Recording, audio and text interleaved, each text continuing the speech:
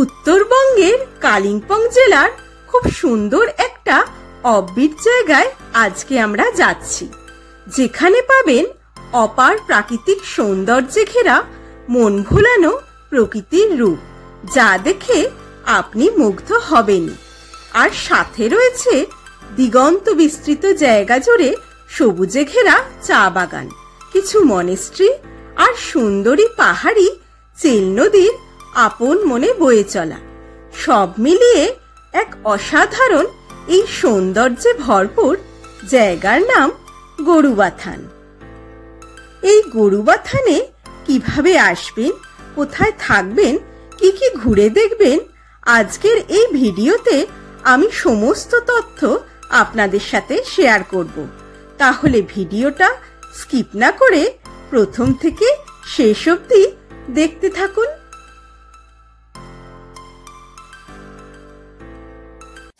কলকাতা থেকে নিউ জলপাইগুড়ি যাওয়ার রাতের বেশিরভাগ ট্রেনই ছাড়ে এই শিয়ালদা স্টেশন থেকে। আমাদের সেদিন ট্রেন ছিল রাতের দার্জিলিং মেল 12343। এই দার্জিলিং মেল করেই আমরা চলে এলাম নিউ জলপাইগুড়ি স্টেশন। দার্জিলিং মেল শিয়ালদা থেকে রাতে 10:05 ছেড়ে সকাল 8:05 এই নিউ জলপাইগুড়ি স্টেশনে পৌঁছে দেয়। এই নিউ জলপাইগুড়ি স্টেশনের বাইরে থেকে বিভিন্ন ধরনের গাড়ি আপনারা বুক করে প্রাইভেটলি কিংবা শেয়ারে চলে যেতে পারেন নর্থ বেঙ্গলের বিভিন্ন জায়গায়। নিউ জলপাইগুড়ি স্টেশন থেকে গরুবাথানের ডিস্টেন্স 68 কিলোমিটারের মতো। যেতে টাইম লাগবে 1 ঘন্টা 45 মিনিট। আমাদের আজকের গন্তব্য ছিল কোলাখাম। আমরা ঠিক করলাম কোলাখাম যাওয়ার আগে গরুবাথানটা একবার ঘুরেই যাই।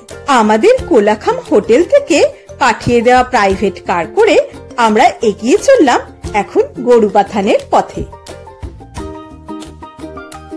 হ্যালো বন্ধুরা, আমি Ananya. Welcome back to my channel অনন্যাস travel blog.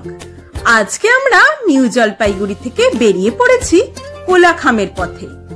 এই কোলাখামে যাওয়ার পথে মাঝে পড়বে গরুবাথান। আমরা গরুবাথানের রাস্তা ধরেই যাব কোলাখামের উদ্দেশ্যে। নিউ জলপাইগুড়ি থেকে গরুবাথান যাওয়ার রাস্তাটি কিন্তু ভীষণই সুন্দর। চারিদিকে প্রাকৃতিক সৌন্দর্য উপভোগ করতে করতে আমরা সামনের দিকে এগিয়ে চলতে লাগলাম।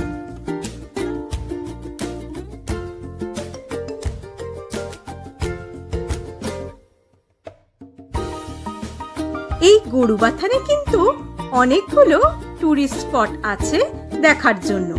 যেহেতু গরুবাথান জায়গাটা পাহাড়ের পাদদেশে, তাই গরমের সময় এখানে থেকে ঘোরার জন্য এড়িয়ে চলাই শ্রেয়।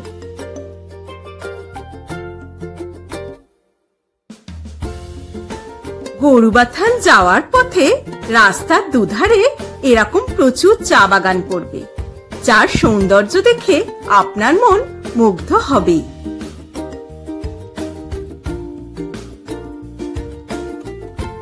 কিছুটা এগোতেই আমরা চলে এলাম গরুবাথান।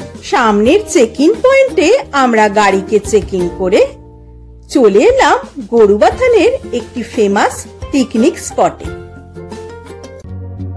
গরুবাথানের এই পিকনিক স্পটটা বিশাল বড় জায়গা জুড়ে, চারিদিকটা পাহাড়ে ঘেরা। আমরা আমাদের গাড়িকে এক জায়গায় পার্কিং করে চারিদিকটা ঘুরে দেখতে লাগলাম। রাস্তায় যেতে যেতে আমরা এখন একটা খুব সুন্দর স্পটে দাঁড়িয়েছি। এটা হচ্ছে গরুবাথান। দেখতেই পাচ্ছেন খুব সুন্দর জায়গাটা, আর নদী এখানে বয়ে যাচ্ছে, অনেকে এখানে মাছও ধরছেন। এখানে চেল নদী তার আপন গতিতে বয়ে চলেছে। এই চেল নদীর পাড়ে বসে আমরা কিছুক্ষণ সময় অতিবাহিত করে নিলাম। এই চেল নদীতে মাছও রয়েছে, তাই এখানে দেখলাম কিছু লোকজন বড়শি হাতে মাছও ধরছেন।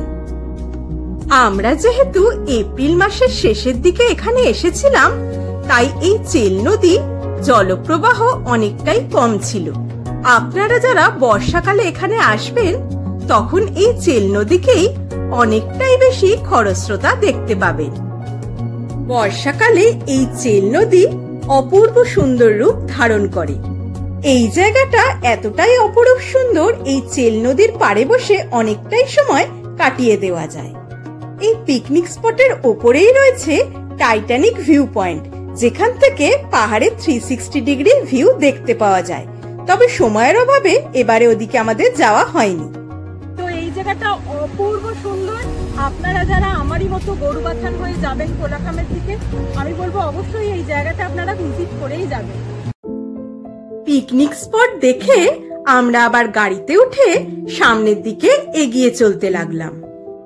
গাড়ি নিয়ে কিছুটা এগোতেই রয়েছে ফাগু মনেস্ট্রি, কিন্তু আমরা ফাগু মনেস্ট্রি ভিজিট করতে পারলাম না, কারণ এখানে রাস্তা দুধারে বেঁকে গেছে। একদিকে গেছে ঝান্ডি, একদিকে গেছে কোলাখাম। ঝান্ডির রাস্তা যেদিকে গেছে সেদিকেই রয়েছে ফাগু মনেস্ট্রি, তাই আমরা ঝান্ডির রাস্তা না ধরে কোলাখামের দিকে চলে গেলাম। আপনাদের সাথে ফাগু মনেস্ট্রির কিছু ছবি আমি শেয়ার করে দিলাম। আপনারা যারা স্পেশালি গরুবাথান ঘুরতে আসছেন তারা কিন্তু অবশ্যই এই ফাগু মনেস্ট্রিটা আপনাদের সাইট সিনের মধ্যে রাখবেন। গরুবাথানের আরেকটি আকর্ষণীয় টুরিস্ট পয়েন্ট হলো ডালিম ফোর্ট। এক মুন্ডুকাটা রাজার ঐতিহাসিক গল্প জুড়েই রয়েছে এই ডালিম ফোর্ট। শেষ স্বাধীন লেপচা রাজা গাইবো আচিওকের মস্তক ছেদ করে ভুটানিরা ফোর্টের ওপর থেকে নিচে চেল নদীতে ফেলে দিয়েছিল।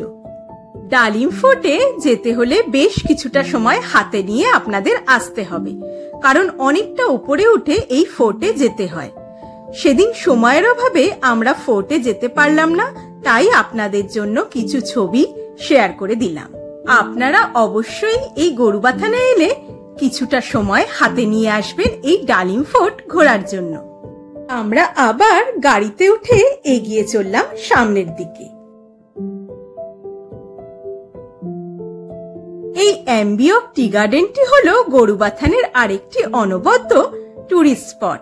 আমরা অ্যাম্বিওক টি গার্ডেনকে ছাড়িয়ে আবার এগিয়ে চললাম আমাদের আজকের ডেস্টিনেশন কোলাখামের পথে।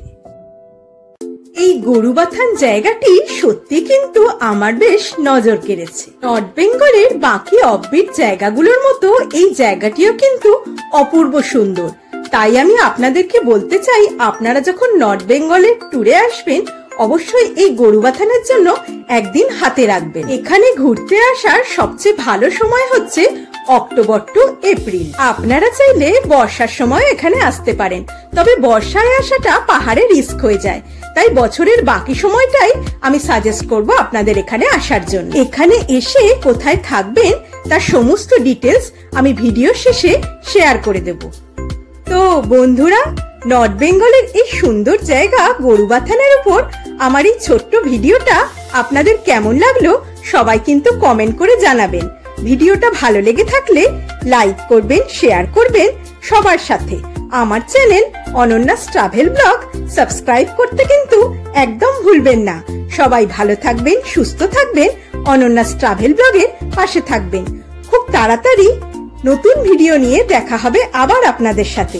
তাহলে আজকের মতো টাটা, বাই বাই।